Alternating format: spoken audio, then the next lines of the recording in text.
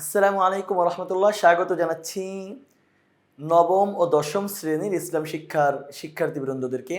আমরা কথা বলবো দ্বিতীয় অধ্যায় শরীয়তের উৎস এর 4টা হাদিসের কয়েকটি বহু নির্বাচনী প্রশ্ন নিয়ে। সৃষ্টির প্রতি ভালোবাসা প্রদর্শন করা ইসলামের কি? মূল কথা, ভিত্তি, বিধান নাকি আদর্শ? দেখো, সৃষ্টির প্রতি ভালোবাসা প্রদর্শন করা এটা ইসলামের মূল কথাও না, ভিত্তিও না, বিধানও না, বরং এটা হলো ইসলামের আদর্শ।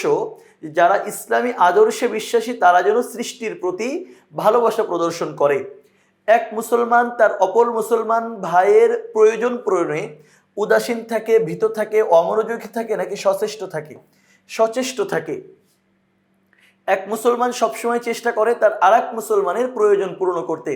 সর্বোত্তম কাজ কি? জ্ঞান অর্জন, আল্লাহ তাআলার স্মরণ, মানব সেবা নাকি ভ্রমণ করা? এখানে যে 4টা আছে সবটাই তো ভালো কাজ, উত্তম কাজ, তবে সবচেয়ে উত্তম কাজ হলো আল্লাহ তাআলার স্মরণ। মুমিন বিপদের সময় কি করে? হতাশ হয়, ভেঙে পড়ে, ধৈর্য ধারণ করে, অস্থির হয়ে ওঠে। মুমিন বিপদের সময় ধৈর্য ধারণ করে। আল্লাহ বলছেন ইন্নাল্লাহা মাআস সাবিরিন, যারা ধৈর্য ধারণ করে আল্লাহ তাদের সাথে থাকেন। ইয়াল অর্থ কি? আল খালক ইয়ালুল্লাহ শব্দ থেকে এটা আনা হয়েছে। ইয়াল শব্দের অর্থ পরিজন, সমস্ত সৃষ্টি জগৎ। আল খালক সমস্ত সৃষ্টি, সমস্ত মাখলুক আল্লাহর পরিজন। সবারা শব্দের অর্থ কি? ভীতি প্রদর্শন করা, সাম্য দেখানো, ধৈর্য ধারণ করা, লোভ করা। সবারা শব্দের অর্থ ধৈর্য ধারণ করা। তুমি আল্লাহর প্রিয় পাত্র হতে চাও, তোমার করণীয় হলো পরোপকার করা। অবশ্যই ব্যবসায়ে সততা রক্ষা করা, এটাও দরকার।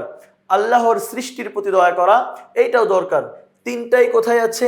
ঘ নম্বরে। সুতরাং আমরা ঘ নম্বরকে সঠিক হিসেবে গ্রহণ করছি। পরবর্তী ক্লাস দেখার আমন্ত্রণ জানিয়ে বিদায় নিচ্ছি।